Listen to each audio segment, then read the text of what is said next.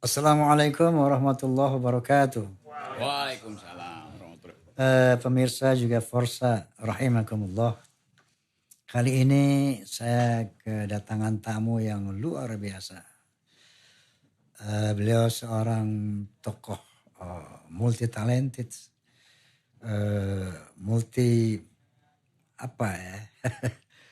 beliau seorang politisi, juga seorang intelektual, seorang pengamat sosial dan politik. Tepuk tangan buat Bung Rocky Gerung. Oke. Assalamualaikum, selamat malam nih. Waalaikumsalam, selamat malam. Oke, Bung Rocky ini Iya. akan ada 3 pertanyaan dari saya. 3 tema pertanyaan. Oh, 3 pertanyaan, bukan 3 periode ya?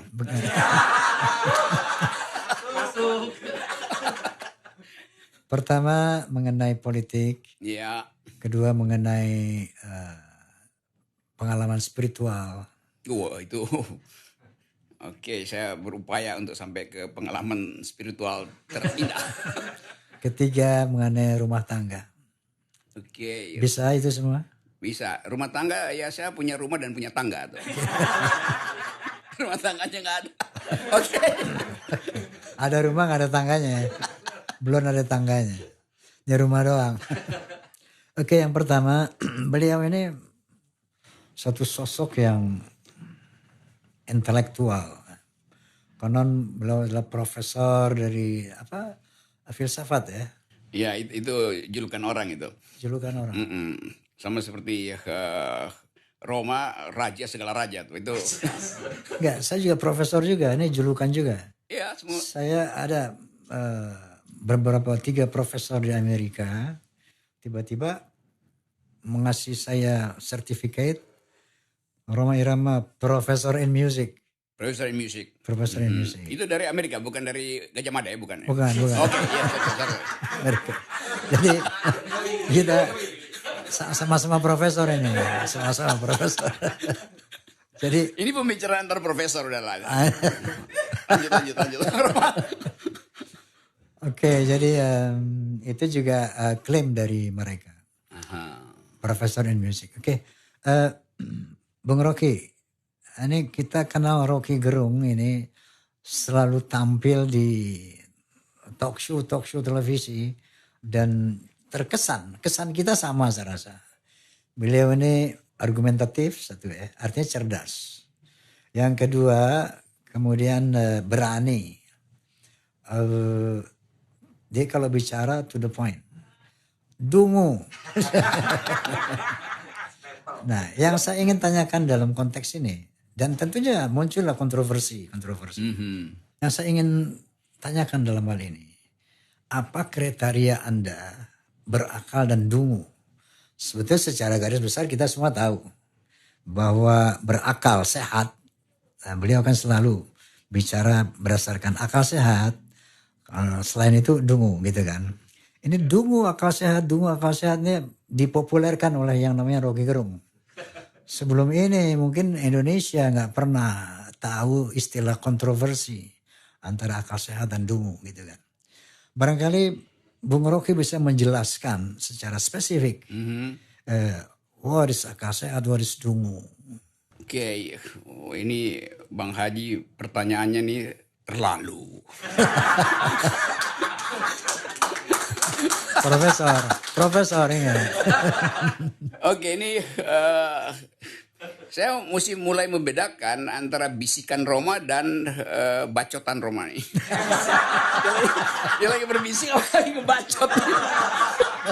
Ini tulisnya bisikan nih. Bukan berbisik nih. Bledak. Oke, ini pertanyaan yang jarang orang tanya sebetulnya. Kenapa saya pakai istilah dungu tuh dan saya pakai istilah akal itu? Di dalam bahasa Inggris ada istilah reason. Reason itu artinya akal. Alasan. Ya. Reason alasan. Reason, ya alasan juga, Argumen. tapi alasan yang masuk akal kan. Okay. Reasonable artinya alasan yang masuk akal. Reason artinya bernalar, reason. Tapi ada bagian yang lawan dari reason, namanya passion. Passion itu batin kita yang bicara. Okay. Tapi kebudayaan Barat nggak bisa menemukan konsep yang lebih paripurna dari akal itu. Di dalam, coba kita, orang Perancis bilang begini nih, saking mereka nggak bisa terangin, mereka bilang begini, di dada kita ada akal yang tidak bisa dibaca oleh akal yang ada di otak. Jadi kira-kira ada 2 akal, yang ada di otak dan yang ada di dada. Itu yang kita sebut batin itu. Okay. Mungkin bahasa agamanya itu kolbu. Bisa nangkap nggak? Ya, Ustadz juga. Ya. Lanjutan Ustaz. Kata kolbu itu nggak, kan kalau kita bilang otak bisa kita bongkar otaknya kan, bisa kita belah otaknya tuh. Dan ya kalau ada isinya tuh kan, banyak pejabat yang kalau kita belah juga nggak ada otaknya, nggak ada isinya tuh. Tapi otak itu bagian fisiologi dari manusia. Dia organ tubuh kita. Otak adalah organ tubuh kita tuh. Hati juga organ tubuh tuh. Tapi batin kan bukan organ tubuh tuh. Kalau kita bilang lakukan penalaran, itu kita pakai isi kepala tuh. Ucapkan kegembiraan, itu kita pakai isi hati kan. Karena nggak bisa kita dipaksa oleh kepala bergembira atau puji-puji orang yang dungu kan, nggak bisa kan. Jadi sebetulnya hati itu lebih luwes karena dia bisa raba sebetulnya. Suasananya apa? Nah, dalam suasana debat saya pakai hati sebetulnya. Jadi hati saya memerintah akal saya supaya mulut saya keluarin istilah dungu. Karena dungu itu kata yang paling tepat untuk menunjukkan nih orang ini nggak bisa berpikir, otaknya nggak bisa berpikir. Bukan orang yang dungu ya. Kan sering saya sebut orang bilang Rocky Gerung dungu-dunguin Pak Jokowi. Enggak, saya bilang yang saya dunguin adalah Presiden Republik Indonesia. Siapa namanya? Ya Jokowi. Tapi yang saya dungukan adalah polisi dia tuh. Cara Presiden Jokowi bernalar. Kan itu. Selalu begitu tuh. Jadi jangan salahin gue kan. Gue ucari kata itu tuh. Kalau diterangkan kenapa pakai istilah. Karena itu istilah yang paling simpel tuh. Kalau pakai istilah yang macam-macam. Dungu artinya fallacies tuh. Bahwa nggak bisa berpikir kausalitas. Itu kan panjang nanti kan. Yeah. Apalagi kalau bilang dungu artinya dia nggak bisa membedakan antara predikat dan subjek. Susah itu. Jadi orang dungu itu sama seperti orang yang nggak bisa membaca lirik-lirik politis dari soneta.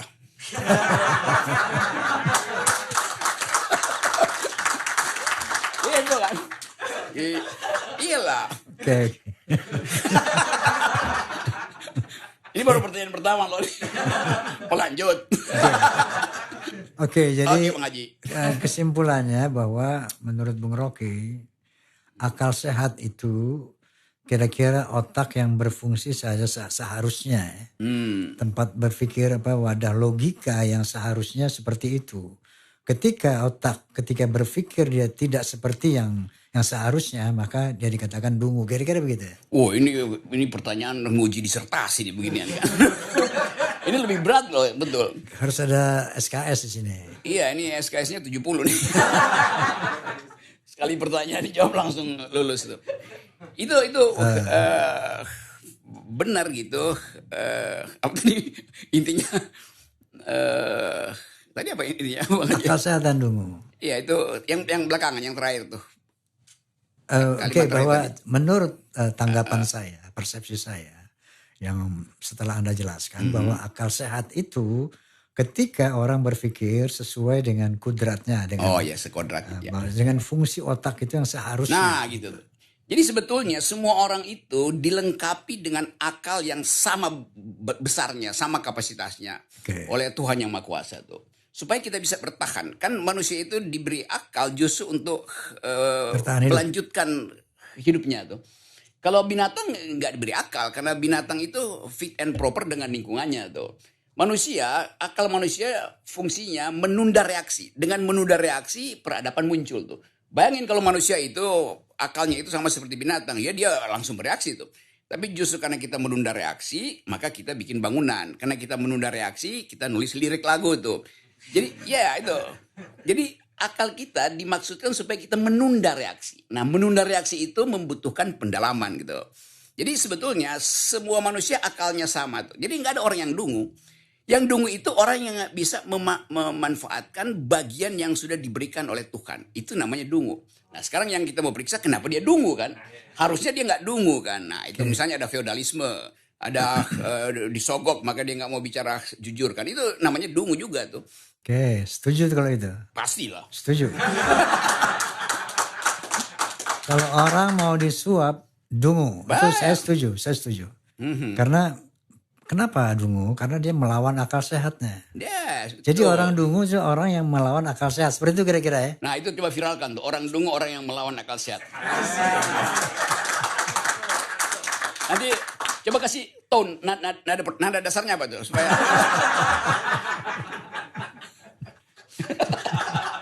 Oke. Nah justru dari sini, Iya. dari istilah akal sehat dan dungu tadi sebetulnya clear.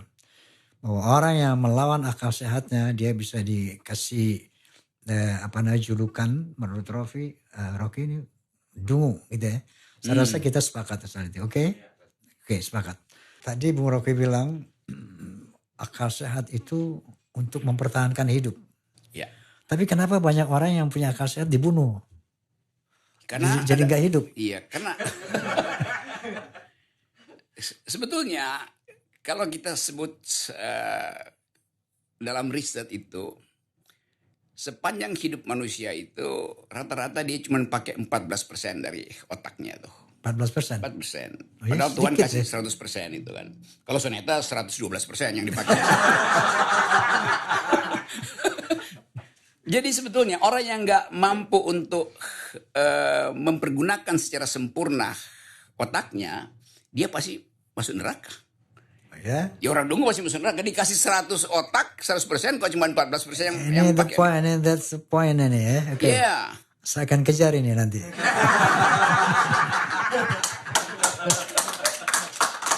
Orang yang dungu masuk neraka, oke? Iya. Artinya dia nggak mampu untuk mengatakan bahwa saya diciptakan untuk berpikir. Kan itu ayat pertama kan baca tuh. Ikra, dalam Quran tuh. ya. Artinya pakai otak. Kan begitu kan? Betul. Prinsipnya. Jadi kalau kita nggak maksimalkan, artinya buat apa dikasih fasilitas otak kalau kita nggak bisa manfaatkan itu. Itu pentingnya baca, mendahului kerja, kan begitu.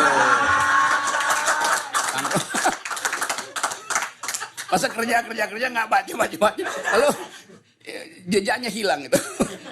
Oke, jadi berdasarkan kalimat beliau sendiri, Nah ini dia. orang yang tidak menggunakan akal masuk neraka. Ini confirm itu, betul ya? Iya dong. Anda mengklaim ini ya? Enggak, saya klaim di depan Rhoma Irama, dibenarkan oleh Rhoma Irama.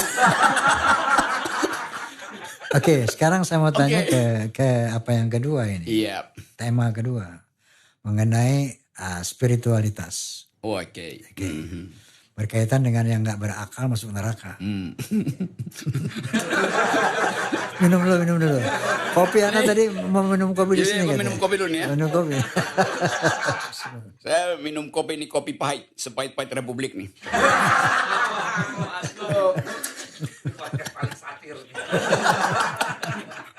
Oke. Ya, lanjut. Sekarang tema yang kedua, spiritualitas. Anda itu pernah mau satu kontroversi dalam konteks religi. Iya. Anda mengatakan bahwa kitab suci itu fiksi. Itu satu. Sehingga menurut kontroversi kalau nggak salah ada yang melaporkan Anda juga itu. Kalau ada sampai sekarang laporannya belum dicabut. Oke. Dalam hal ini orang banyak bertanya. Ini Rocky Gerung ini Islam, Kristen, apa ateis?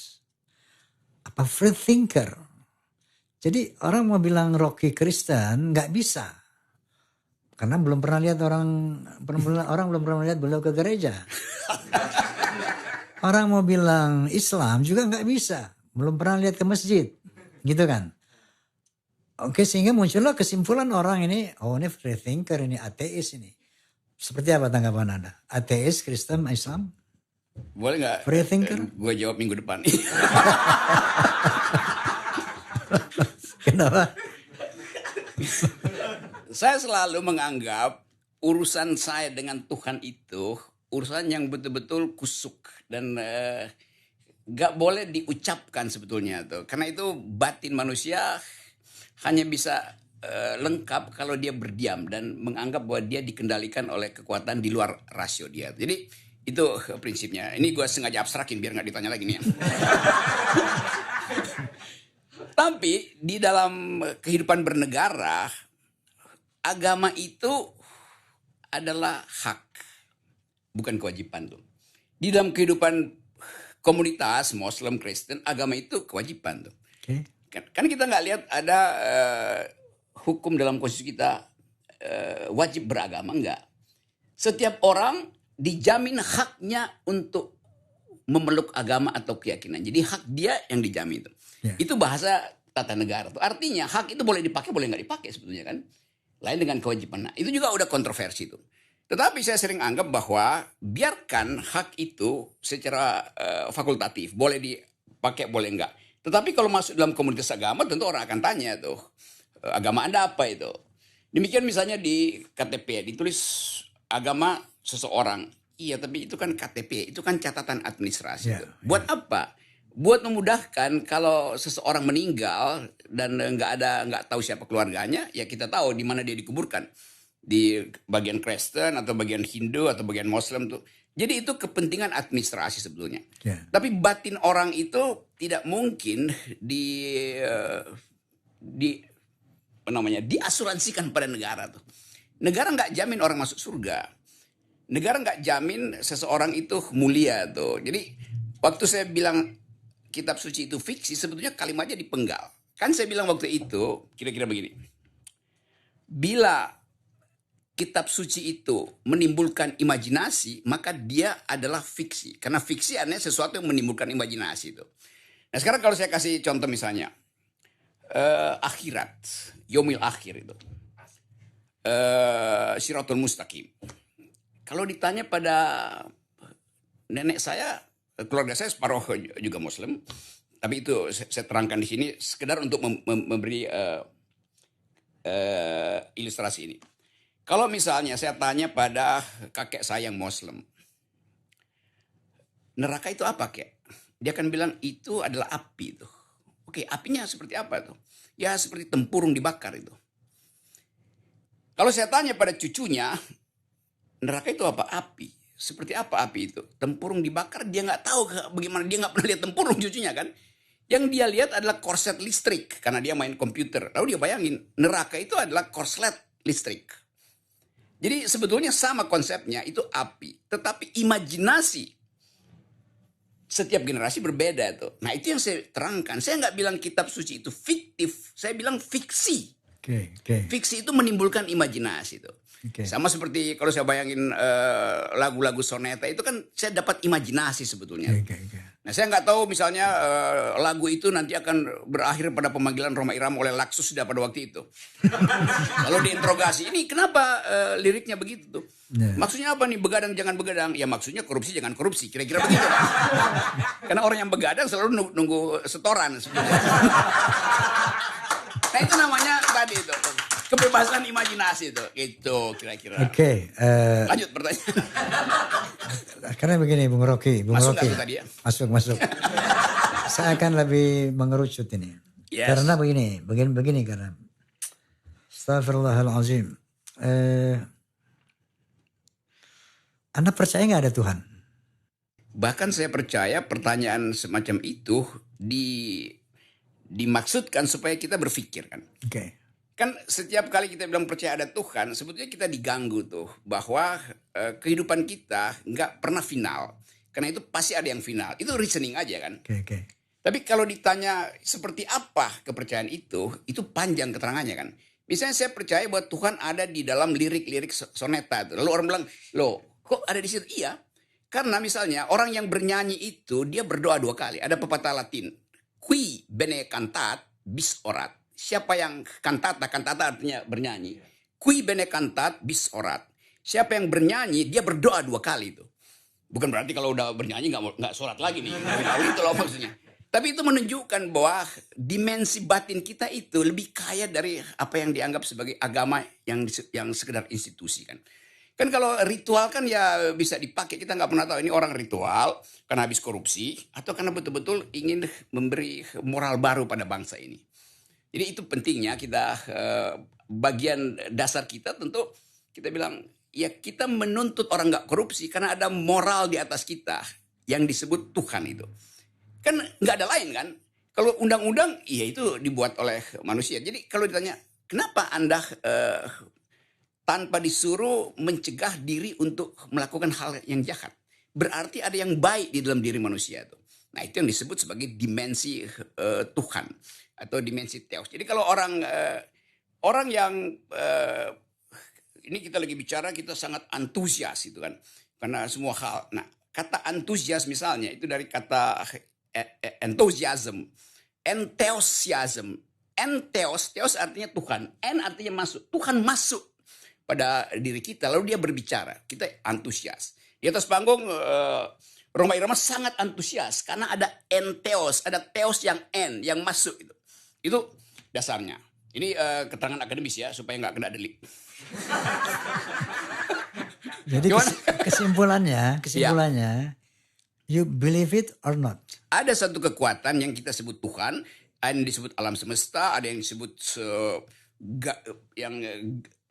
bumi kan namanya ibu bumi juga adalah Tuhan itu. Jadi sebetulnya yang kita sebut Tuhan itu adalah energi yang di luar kapasitas kita untuk kontrol. Karena itu kadangkala kalau terjadi kecelakaan kita sebut kita nggak bisa kontrol. Jadi ada kekuatan supranatural tuh. Kayak kemarin di Malang itu, di Kanjuruhan itu.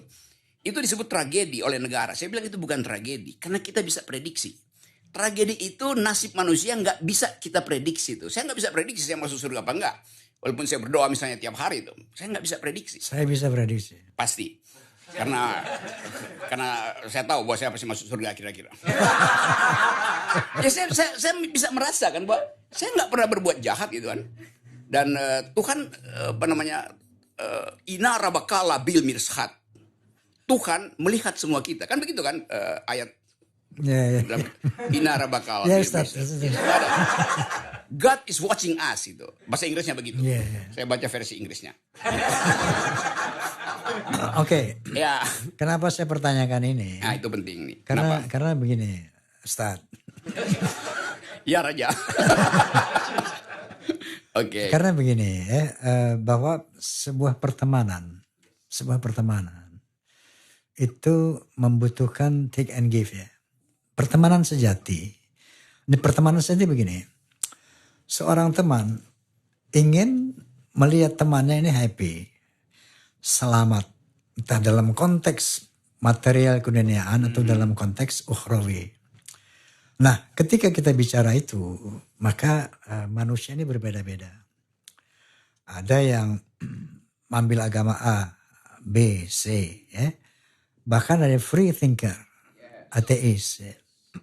Mereka punya keyakinan masing-masing bahwa inilah the right way to be happy, to be safe. Inilah the right way, inilah the only way. Nah, macam-macam itu kan.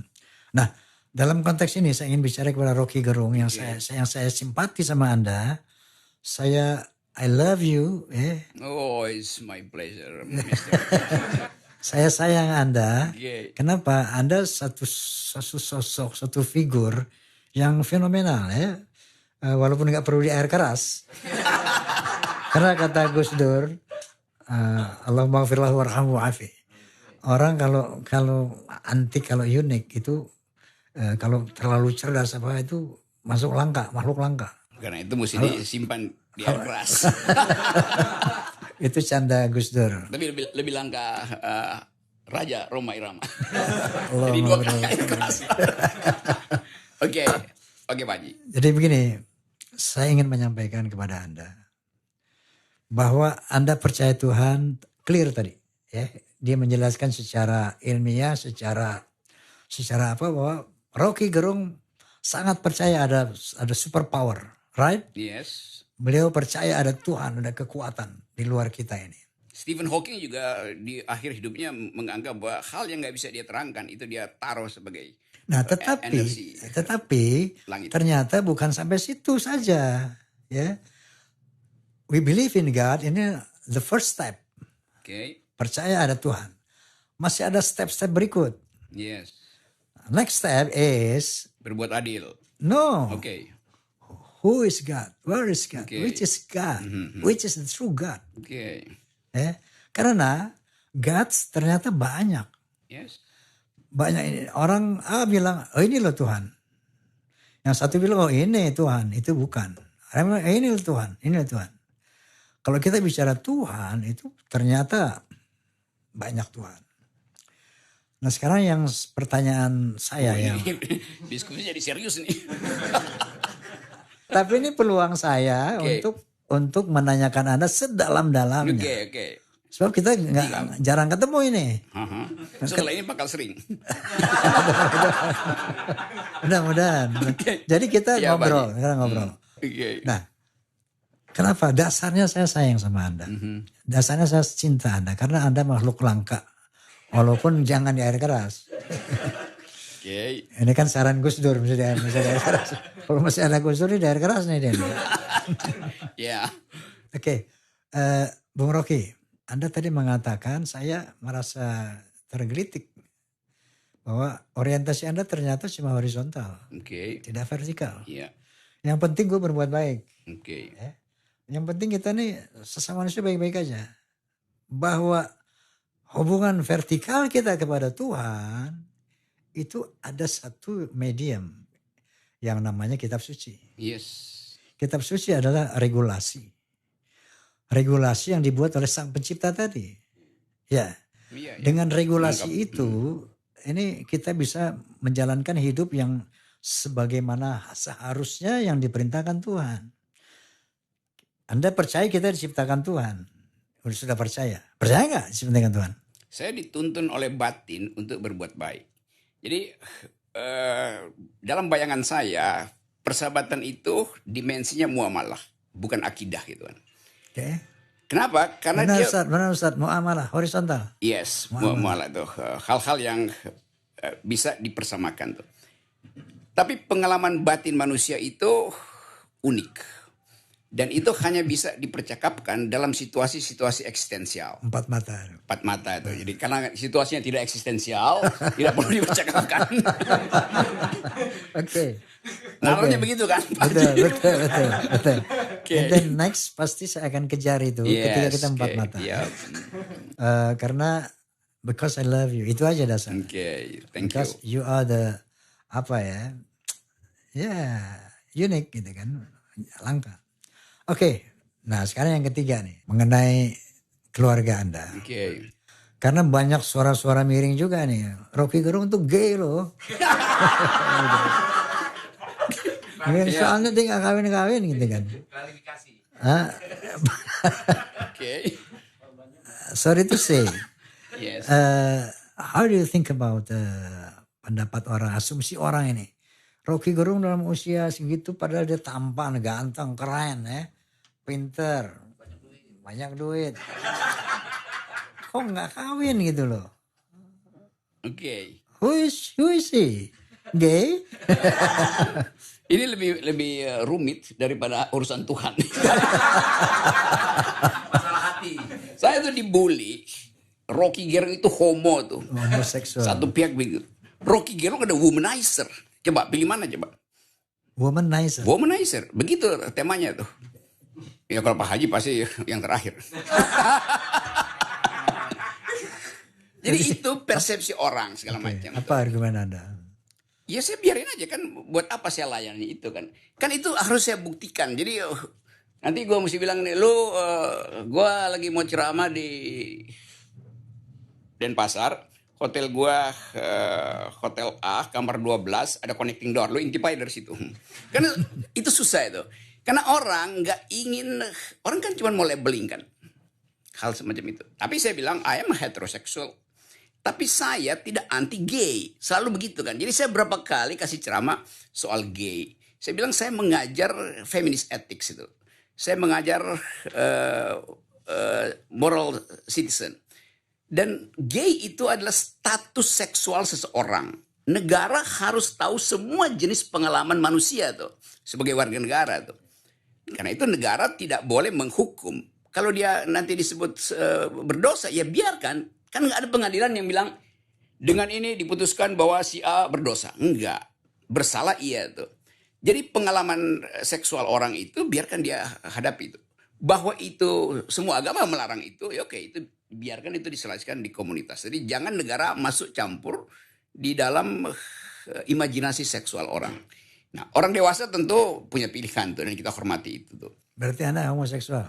Ya. Berarti Anda homoseksual? Nah, saya heteroseksual itu. Hetero. Tetapi saya tidak anti homoseksual. Itu yang orang. Jadi biseksual? Sama aja, itu kan perilaku seks orang dewasa kan. Jadi saya tidak menjudge orang berdasarkan perilaku privatnya. Saya menjudge orang berdasarkan perilaku publiknya. Kalau koruptor, penipu, pembunuh, itu kita mesti judge itu. Tapi pengalaman seksual orang itu saya nggak peduli itu. Jadi itu soalnya. Nah itu tidak ada hubungannya dengan kalau orang misalnya tidak menikah lalu dia homoseksual. Jadi pertanyaan saya adalah, pertanyaan publik nih. Yes. Apa alasan Anda sampai sekarang belum menikah? Apa belum dapat jodoh misalnya nih? Apa belum ada cewek yang cocok? Atau belum alasan-alasan lain? Itu yang ditanyakan orang nih. Rocky Gerung nih belum menikah? Belum. Mungkin next, mungkin beberapa hari lagi. Apa karena belum ada alasan? Maksud itu loh jawaban itu. Bagaimana jawab sesuatu yang saya lagi nikmati gitu. Saya nggak pernah finalkan kenikmatan hidup itu. Jadi itu pertanyaan mungkin oke, saya jawab aja. Oke, tunggu nanti undangan tenda biru.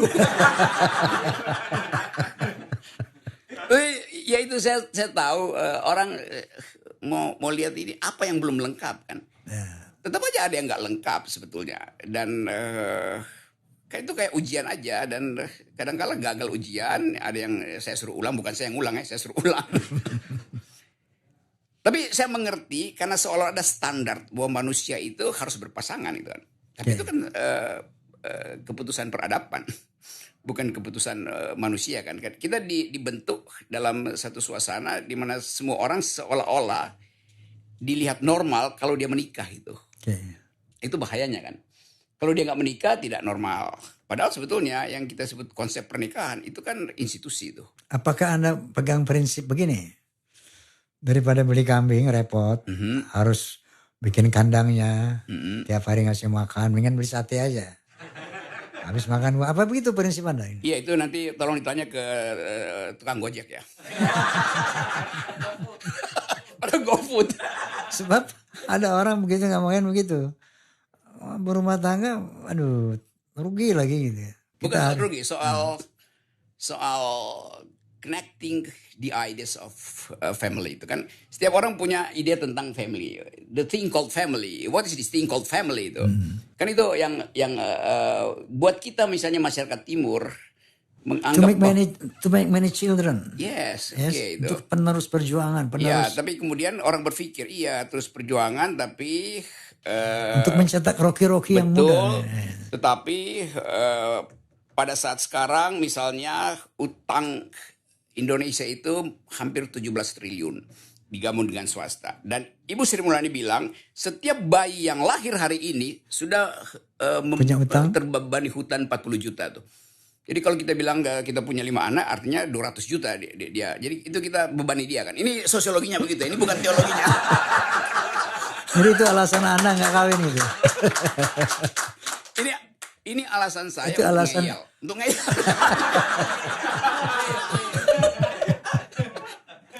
Pak nih, profesor kalau nguji begini dia. Tapi untung yang diuji profesor juga. Oke, next question, my profesor.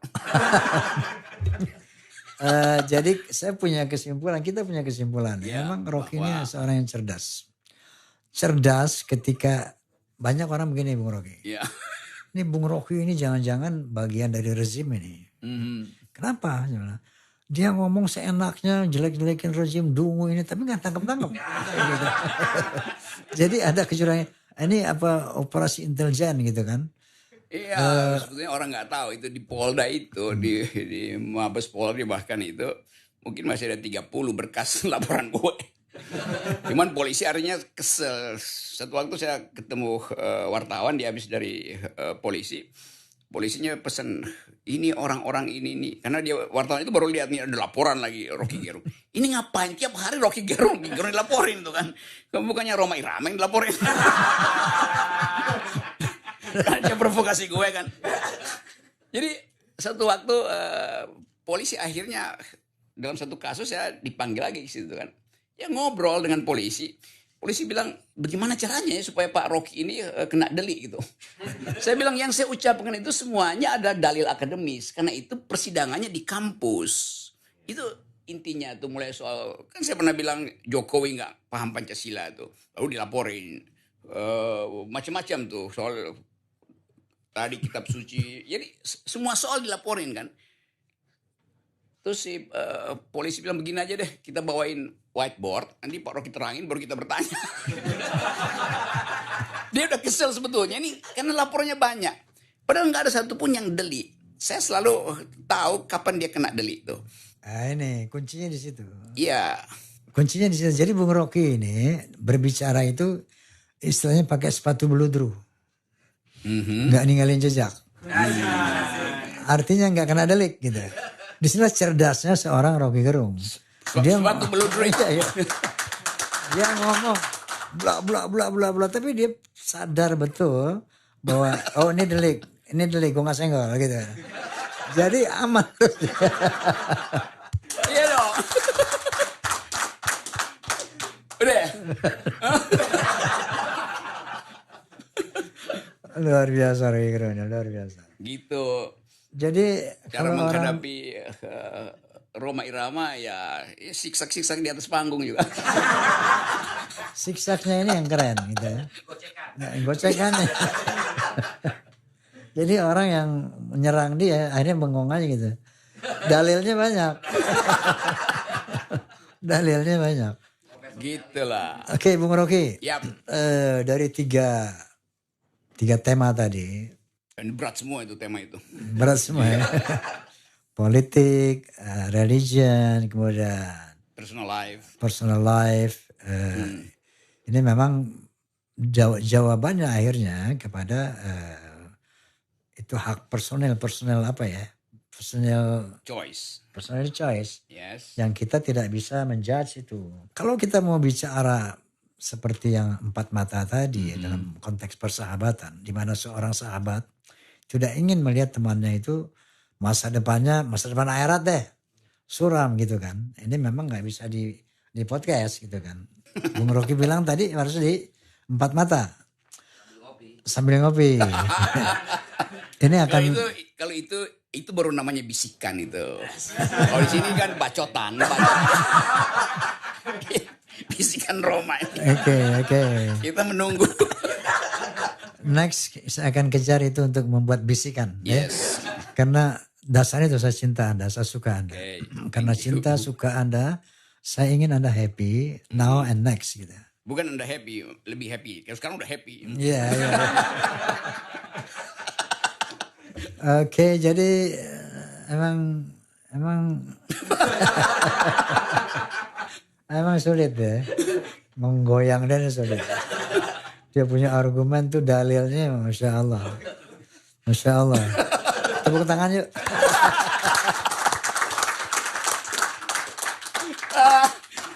Thank you. Kayak istilah dungu aja. Kita udah kaget-kaget di ngomong dungu. Tapi begitu dijelasin. Emang benar juga. Gitu. Jadi orang benar juga emang lo gitu kan. Ini lo Rocky Gerung ini. Orang sentul. Benar. Oke, pemirsa juga Forza rahimakumullah. Urusan kita bincang-bincang sama Bung Rocky Gerung yang tentunya bisa menginspirasi kita, terutama apa itu akal sehat, apa itu dungu. Kira-kira itu, dan terima kasih atas perhatiannya. Sampai jumpa di lain kesempatan. Wallahul muwaffiq ila aqwamit thoriq. Assalamualaikum warahmatullahi wabarakatuh. Waalaikumsalam. Mantap. Yeah.